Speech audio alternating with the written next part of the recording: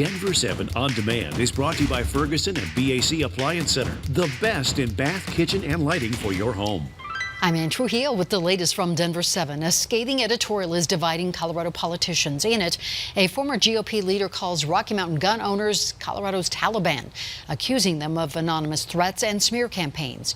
Denver 7's Megan Lopez shows us who this group is and why some are taking aim at their mission. In the world of politics, there are the legislators you know and a whole lot of other people and groups behind the scenes that you don't. Rocky Mountain gun owners is one of them. It has sort of taken over at least the right wing of Colorado politics. It's the gun rights group that's behind a lawsuit now in the Colorado Supreme Court fighting the ban on high-capacity magazines, and this does not preclude any other lawsuits we might file. More recently, the lawsuit fighting against Colorado's red flag law.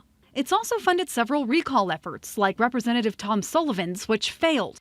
But over the weekend, a scathing editorial in the Denver Post took aim at RMGO and its leadership. The op-ed was written by Joshua Hostler, the former chairman of the El Paso County GOP. He called the group, quote, Colorado's Taliban, and said it uses, quote, Chicago-style tactics to punish Republicans who don't march in lockstep with their agenda. I was certainly ostracized by the organization. Former Republican Congressman Tom Tancredo has faced Rocky Mountain gun owners' backlash before for voting to close the gun show loophole. Is there a problem with Rocky Mountain gun owners? Yeah, I think so. But he thinks this editorial went too far. Well, I certainly don't think it's the Taliban, I'll tell you that. Republican Cole Wist has also spoken out against the group on Twitter. Nobody who's in office is saying a bad word about them. And why do you think that is? They're scared. It's sort of like the NRA on a local level. Meanwhile, Republican Minority Leader Patrick Neville, who's a big supporter of RMGO, said in a statement, quote, party infighting needs to stop. That statement went on to say, quote, unfortunately, we still have some in the GOP who would prefer to divide us. The Republican Party is in trouble in Colorado. As for the future, this party is divided right now. Where its future lies is unknown. And politics, after all, can be dirty. The efforts to destroy people, not just stop them. I've never seen anything like it. It's horrible.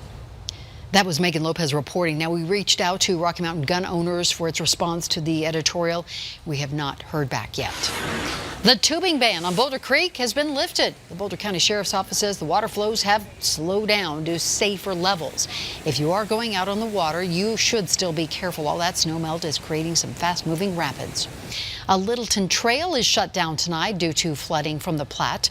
The Mary Carter Greenway Trail is closed at the C470 underpass. There is a detour starting at Mineral for people who still want to use that trail past 470. The city of Centennial is getting ready to vote on an urban camping ban. It's the latest community in the metro working to get rid of homeless camps within city limits. Centennial's ban would only apply to city-owned property. Neighbors we spoke with say they are sympathetic but are tired of seeing trash left after those camps. I have a 9-year-old little boy, and there's needles, there's alcohol, bottles all over. I don't want that around my son. Centennial is holding public comment on the issue and will vote later Monday night. Denver, Boulder, and Parker all prohibit urban camping. A massive project to widen Pena Boulevard is also up for debate tonight. Denver City Council will vote on the $93.5 million contract. The first phase would widen the road to 9 lanes over a 3-mile stretch. The goal is to expand lanes all the way to I-70, and if approved, construction would begin in January of next year.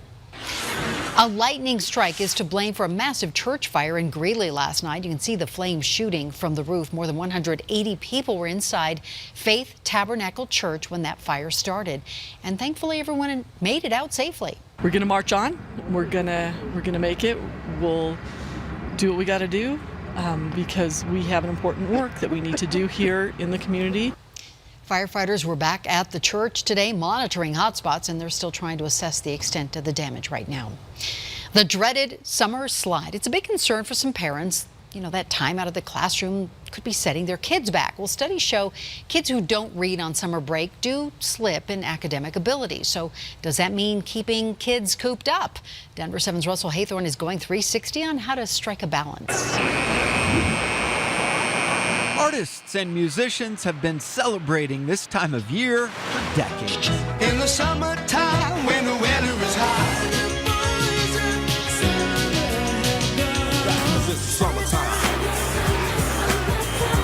And while DJ Jazzy Jeff and the Fresh Prince had it right all the way back in 1991, there's also a theory that too much slacking causes what's known as the summer slide. You're going to notice a diminished ability. It's not about just slacking the whole summer. We're going 360 on the summer slide with an educator and a mom, other moms, a dad, and students. We start with a mom who believes the summer slide is swift and certain. I can tell a difference between the beginning of the year and the end of the year. Brianna Sharp uses summer bridge books to fill the gap. Some work every single day of the summer. It doesn't take very long, maybe 10 to 15 minutes, to keep their skills sharp. Others agree the summer slide is real. I would prefer year-round school. But for grandmother Penny Corbin, you don't have to be in a classroom to get an education. Summer is about taking a time out. Yeah, I don't think there's really a slide. I think there's other ways to get education, just by going places and having new adventures. Many moms and dads are on that same page. I think they need a break. There's a lot to learn everywhere. I think it's important that they be able to come to Waterworld or anywhere and have fun. As you can probably guess, students feel the same way. I don't really think it's a thing, and I feel like we need breaks. When I'm out of school and I come back, it's exactly the same. I still have A's and B's. It doesn't change. Yeah. Absolutely. Stephanie Rosalki, owner of Wash Park Tutoring, says every kid is different, and fun is without a doubt a huge part of the summer equation. Yes, having a brain break is really important for students. But she says avoiding a slide means establishing a routine, even in the summer. Whatever it is that just keeps their brain engaged so they're not spending 12 weeks over the summer not doing anything. 3 of Stephanie's summer smart tips: host a book club, read the same book as your child and their friends, and have pizza parties to discuss the book. Make things, woodworking and sewing, for example, teach math and measurements. And budget. Have your kid create a budget for your summer vacation. After all, she's not trying to steal your sunshine. In fact, Stephanie says most learning in the summer should be happening outside. It doesn't have to be formal, it just has to be consistent. That way, when your child returns to the classroom this fall, they won't be singing Bananarama when that first bell rings. Russell Haythorne, Denver 7. And now from the First Alert Weather Center, here is a look at your forecast. We're in for a hotter and drier week and maybe even quieter in the 80s and low 90s. This has been your Denver 7 On Demand update. Thank you so much for joining us, and check back here later tonight for another update and download the Denver 7 app for breaking news and alerts. I'm Ann Fujio.